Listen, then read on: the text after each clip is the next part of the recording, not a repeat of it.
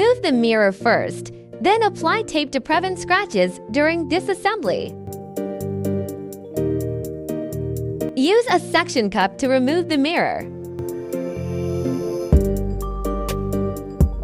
Remove the original screws. Use a pride plate to remove the mirror frame. Remove the original light assembly.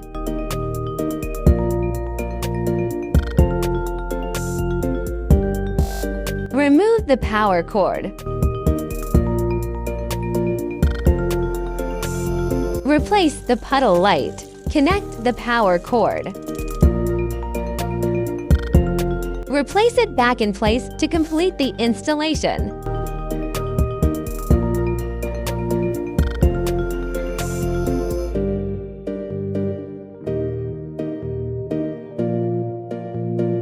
Let's see the installation effect.